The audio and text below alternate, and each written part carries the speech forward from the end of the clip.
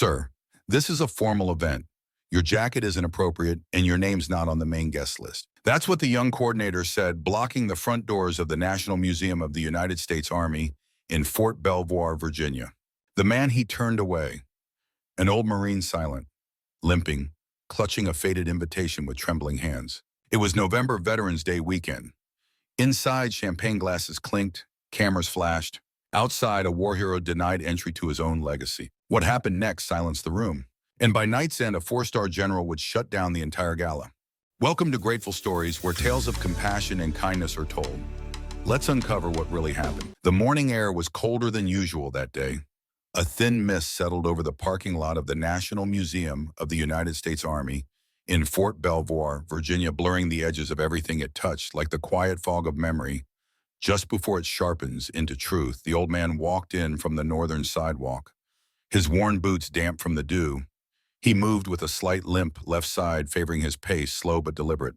His jacket was an aged brown bomber, the kind issued long before most of the museum guests were born. The cuffs were frayed, the zipper replaced by a loop of thread. In his hand he held a weathered envelope, edges bent, name scrawled in looping ink, Mr. Raymond Ellis. He arrived more than an hour early, not because he was worried about being late, but because that's who he was. Early, careful, unhurried. A man raised in the discipline of silence and survival. The kind of man who didn't trust crowds, or clocks, or fanfare. Raymond Ellis was 76 years old, a former Marine Staff Sergeant, and one of the last surviving veterans of the Chosin Reservoir campaign in the Korean War. He rarely spoke of the war or much of anything, but he'd received a handwritten letter from Dr. Madeline Porter, the museum's chief curator, personally inviting him to attend the opening gala for the new Korean War exhibit. A space, she said, he helped shape through artifacts, field sketches, and carefully offered memories. She promised he wouldn't have to give a speech. Just show up. He hadn't RSVP'd. He never liked ceremonies, but today he came anyway. When he reached the front of the building where a stretch of red carpet had been rolled out beneath the soft glow of morning lights, he paused, adjusted the collar of his jacket. Groups of guests passed by, young men in tailored suits, women in glittering dresses, clutches in hand, heels clicking against the polished stone. No one noticed him. At the check-in table, a young man with slicked back hair and a silver name tag, Ethan Miles, event coordinator, stood behind a sleek tablet, greeting guests with a rehearsed smile. Raymond waited until the line thinned, then stepped forward and handed over the envelope. "I'm Raymond Ellis," he said, voice steady but quiet. "I received a letter from Dr. Porter." Ethan opened the envelope, eyeing the creased paper like it might stain his fingers. He scanned it briefly, then looked up. "I'm sorry, sir, I don't see your name on the primary guest list. This appears to be a supplementary invite from the curatorial team." Raymond nodded. "She asked me to attend." Ethan's eyes swept over him, the scuffed boots, the old bomber jacket, the age. "Well," he said, lowering his voice a notch, "this is a black tie event. Dress code is formal. The invitation doesn't override that." He gestured toward the jacket. "That's not formal wear." Raymond said nothing. "I'm afraid I can't let you in, sir," Ethan added. "We have to maintain a certain standard for our guests." The words weren't cruel, but they were practiced, dismissive enough to draw a few glances from nearby guests. A woman whispered to her companion. A man stared for a beat too long before turning away. Raymond didn't argue. He folded the envelope and slipped it back into his jacket pocket. Then he stepped aside quietly and walked toward the velvet rope that marked the exhibit entrance. He didn't try again. He just stood there. From where he stood, he could see the exhibit through the glass, large black and white photographs, dim spotlights on display cases, and in the center, a massive campaign map. He recognized it. It had started as a pencil sketch on damp field paper in the winter of 1950. That map had once saved lives. Now it was a talking point. He stood without leaning, without shifting, like a man trained to wait. Inside the museum lobby, the gala swelled with polished chatter. Waiters moved with champagne trays. Patrons laughed politely. Photographers flashed. Nobody noticed the man by the rope. Nobody knew that he was the one who'd once held a young lieutenant's artery, closed with his bare hand, until help arrived. Nobody knew that a group photo hanging near the center of the exhibit included 5 young men, 4 of whom never made it back. Nobody knew that Raymond had been the one to carry the 5th out of a frozen trench, but he didn't tell anyone. He didn't need to. That wasn't the kind of man he was. Someone did notice, though. Lena Chambers, a museum intern, watched from a few feet away. She had been handing out brochures near the East Wing, but had paused when she saw the old man alone, unmoving eyes fixed through the glass. She approached softly. "Excuse me, sir," she said gently. "Can I help you? Are you waiting for someone?" Raymond turned toward her. There was a quiet steadiness in his eyes, like a well that hadn't run dry but had been drawn from too many times. "No," he said. "Just waiting." She hesitated, then said carefully, "Are you Mr. Ellis?" He blinked. She continued, "Dr. Porter mentioned someone by that name, a very important contributor to the exhibit." Before Raymond could respond, Ethan stepped in. His tone clipped. "Lena," he said, "I already informed this gentleman that he's not admitted tonight." Lena flushed. "I was just trying to—" "This is a formal event," Ethan said. "We need to keep things professional." He turned to Raymond again, voice low and flat. "Sir, if you remain here, I'll need to call security." Raymond met his gaze. "I'm not causing trouble," he said quietly. "I'm just waiting for Dr. Porter." Ethan offered a tight smile. "Dr. Porter is busy with our VIP guests. I'm sure you understand."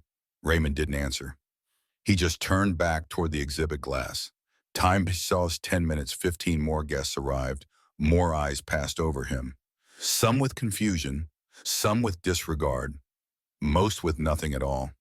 Raymond stood like a quiet marker of something people didn't want to remember too clearly.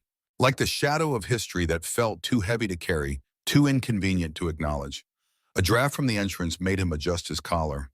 The fabric was thin. He didn't mind the cold. He was used to it, used to waiting, and if Dr. Porter didn't come, he would leave. Quietly, the same way he had arrived, Raymond Ellis stood still, not because he was stubborn or angry or even hopeful. He stood there because he had nowhere else to be. And because the face behind the glass, frozen in a grainy black and white photo, refused to let him walk away. Karakasi 23, a second lieutenant from Omaha with freckles and a laugh that always came out half a second too loud, fresh out of West Point, green as spring wheat, called Raymond. Sergeant E. The photo had caught them all in the days before the last push, through Chosin. 5 Marines packed into a trench, half smiling, half exhausted. Raymond was crouched, low in the back, eyes shadowed, snow caught in his collar. Casey had written home the night before that photo. Told his mother the cold wasn't so bad, that he was learning a lot, that he had a good NCO looking out for him. Raymond remembered reading that letter. After he didn't know why they'd used that photo for the exhibit, there were better ones. Ones where the boys looked alive. But maybe that was the point. Maybe people needed to see what war really took. The sound of doors hissing open behind him broke the silence. Bootsteps followed, measured, deliberate, not the shuffle of guests or the nervous tap of interns. These were military boots, the kind that knew formation, knew ceremony. Raymond didn't turn. Not yet. He didn't have to. He knew the rhythm, the weight, the bearing. He felt it in his bones like instinct. The crowd inside quieted. Even the music from the string quartet trailed off like a breath held too long. A voice carried across the lobby. Calm, commanding, familiar, Sergeant Ellis. Raymond turned. A tall figure stood at the edge of the entrance, uniform. Crisp, polished boots reflecting the light. 4 silver stars on his shoulders. Ribbons down the chest, presence that quieted the entire room without needing to raise a word. General Matthew Conrad. Raymond blinked once. The young lieutenant from Chosin was gone. In his place was a man older, hardened, respected by nations. But the eyes were the same, and they were filled with something deep. Recognition, relief, and reverence. The general stepped forward, cutting cleanly through the crowd. Guests parted without a sound. Museum staff froze in place. Even Ethan, standing near the check-in desk, looked like someone had poured ice water down his spine. When General Conrad reached Raymond, he stopped. Then with absolute precision, he raised his right hand and saluted. Sharp, snapped, flawless. A salute that said more than any introduction ever could. Raymond, caught off guard, stiffened slightly. Reflex took over. He returned the salute, slower but solid. The general dropped his hands, smiling. "You came," he said quietly. Raymond nodded. "Didn't think you'd be here. I wasn't sure you would be." They stood in silence for a moment, 2 men with half a century and a war between them. Then Conrad turned to the crowd and spoke, not with a microphone, not with a speech, but with the voice of a man who didn't need amplification to be heard. "This man," he said loud enough for everyone in the lobby to hear, "is why I'm standing here today. People looked around confused. The general continued, most of you don't know what the chosen reservoir was. You know the name, maybe the year, but you don't know what 30 below zero does to a man. What it means to march through ice wounded, surrounded. What it means to leave no one behind, even when it means dying with them.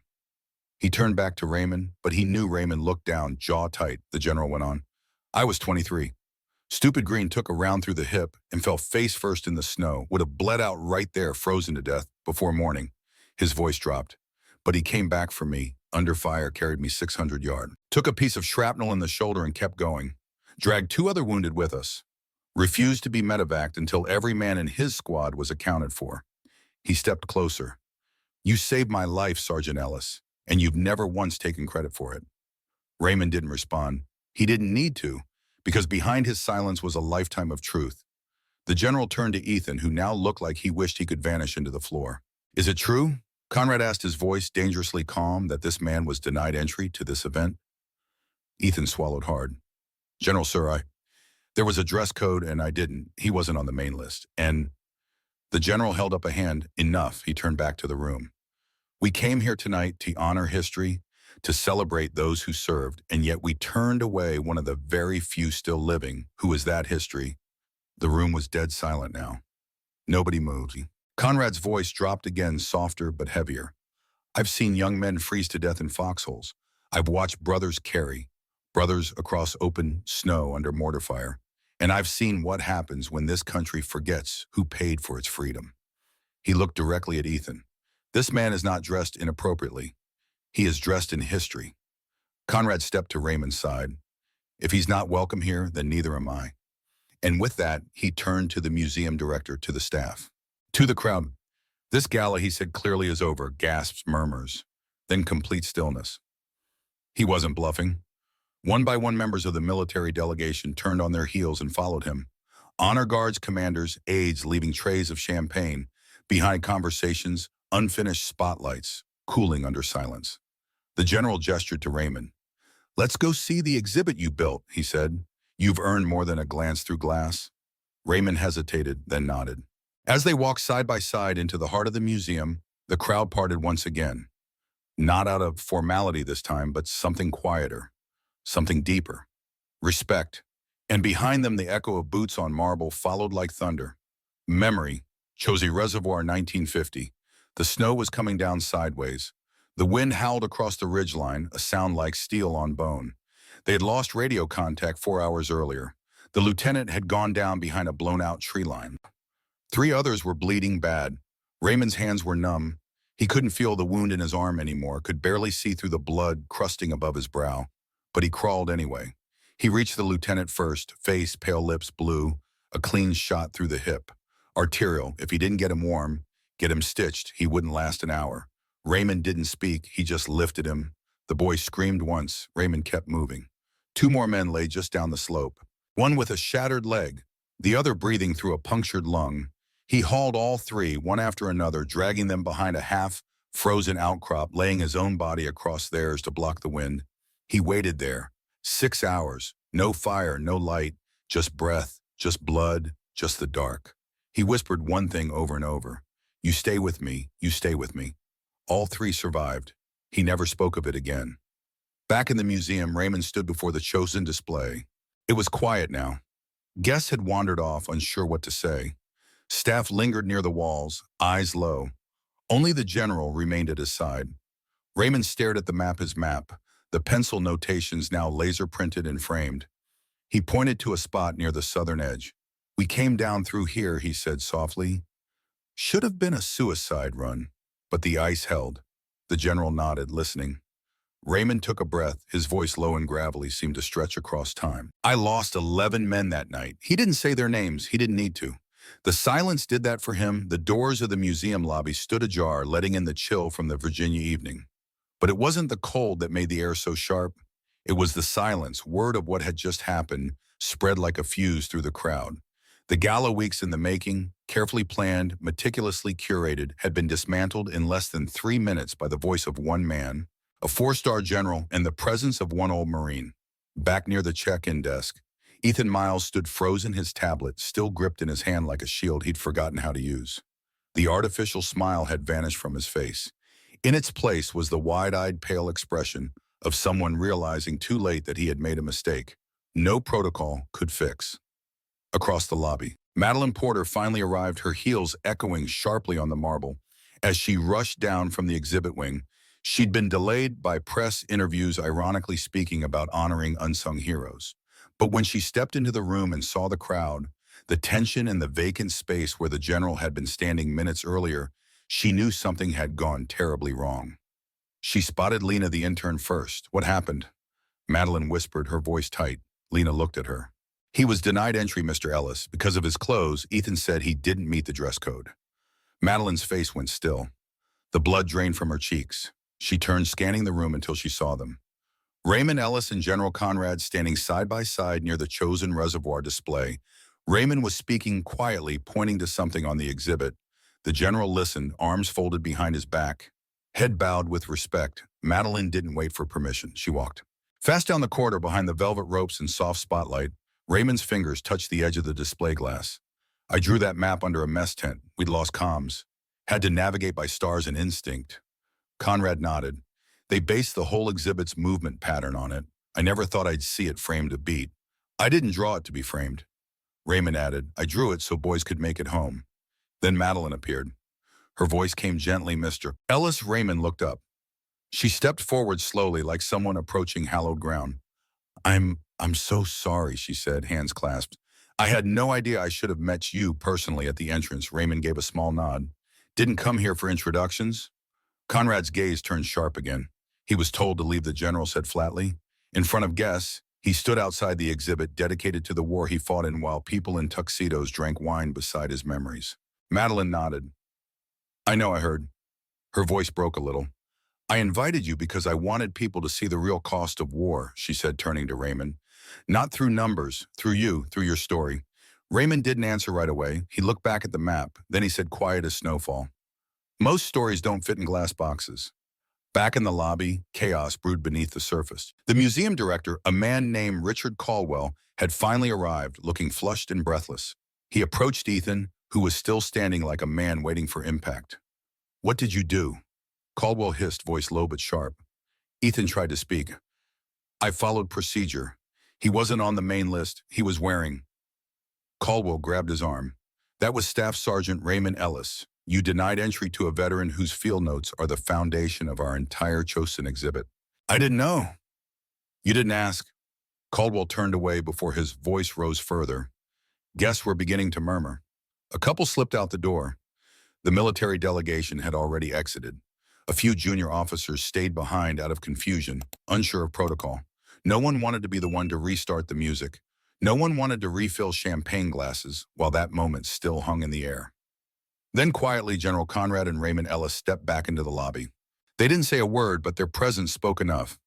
Dr. Porter walked beside them, face solemn. Conrad looked to the crowd, then directly to the museum staff. His voice wasn't raised, but it didn't need to be. "As of this moment," he said, "every active duty service member is withdrawing from this event. I've instructed my team to make no further public appearances on behalf of this gala." Gasps rippled through the lobby. "Donations will be returned," the general continued. "The Army will not be associated with any institution that turns its back on the very people it claims to honor." The museum director stepped forward. Panic on his face. "General Conrad, please. This was a mistake, an isolated moment of miscommunication." Conrad raised an eyebrow. "The kind of miscommunication that only sees the jacket, not the man." Silence. He turned back to Raymond. "Let's go." Outside, a light drizzle had started to fall. As Raymond and the general walked toward the parking lot, several people followed them, not with cameras, not with microphones, but with something else. Questions. A young corporal caught up to them first. "Sir." "Staff Sergeant Ellis, Eater," he said breathlessly. "Were you really at Chosin?" Raymond looked at him. "I was." The corporal stood straighter. "My grandfather was with the 7th Marines. He never talked about it, not once." Raymond nodded. "Most of us didn't." The corporal swallowed hard. "Thank you, sir." Raymond gave him a small nod, then kept walking. By morning, the story had broken. 4-star general shuts down. Army gala in protest of disrespect. Toward war veteran. The headlines were everywhere. Local national military forums, veteran advocacy groups, Social media exploded. Not because it was dramatic, but because it was real. A moment of truth too rare in a world full of noise. Video clips surfaced the general's speech, the quiet way Raymond stood without flinching. The moment the entire room stilled when a man in a decades-old bomber jacket was saluted by one of the Army's most decorated officers. People didn't scroll past. They stopped. They listened. They watched, and many of them wept. Not because it was sad, but because it was sacred. Inside the museum, things changed fast. By noon, Ethan Miles was gone, his nameplate removed, his access card revoked.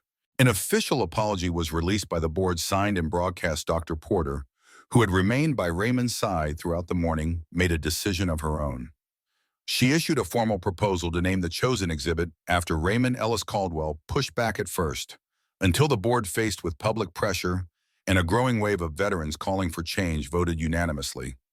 The Raymond Ellis Room, it would be more than a display, it would be a tribute. A space not just to remember the war, but to remember the man who never asked to be remembered. Meanwhile, Raymond didn't return home. He spent the afternoon at the VA center nearby helping a fellow Marine repair a squeaky wheelchair. No interviews, no cameras. He still had the envelope in his jacket, the one that started it all, and the scuffed boots and the jacket, the same one he wore when he carried a bleeding lieutenant through 30 below zero hell, the same one he wore when a boy too young to shave died in his arms whispering the name of his mother, the same one he wore when nobody saluted him, and again when someone finally did. That night, back in his modest apartment, tucked above a hardware store, Raymond sat by the window. He didn't watch the news.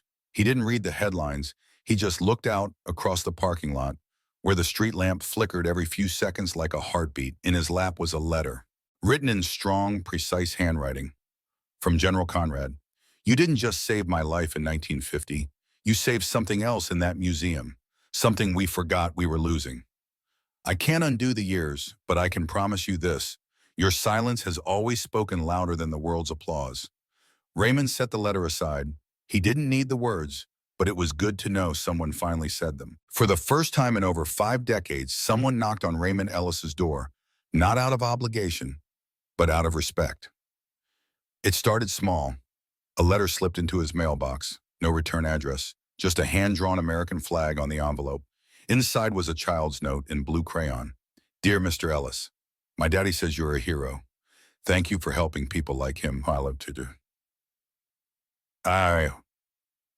Raymond held the letter for a long time that night, not like a soldier holding orders, but like a man holding something he never expected to receive again. Recognition that had no strings. That next morning, a knock came at 7:14 a.m. He opened the door to find a high school student, tall, nervous, wearing a junior ROTC pin on his jacket. Are you the real Raymond Ellis? The boy asked, like he was afraid to hope. Raymond gave him the smallest of nods. The boy straightened his spine. My teacher showed us the video from the museum. We watched it 3 times. Raymond raised an eyebrow. The boy swallowed. You didn't yell, he said. You didn't argue. You just stood there and the general saluted you. He paused. That was the bravest thing I've ever seen. Raymond didn't reply. He didn't need to, but he opened the door wider. Come in, he said. Coffee's on. Over the weeks that followed, something changed in the town of Belvoir Crossing. Veterans who hadn't set foot in public events in years began showing up again, slowly, cautiously, but they came. A local teacher rewrote her history unit to include a segment titled The Men Who Didn't Speak and Why That Matters. The mayor asked Raymond if he'd be willing to serve as guest of honor in the Veterans Day parade that fall. Raymond said no.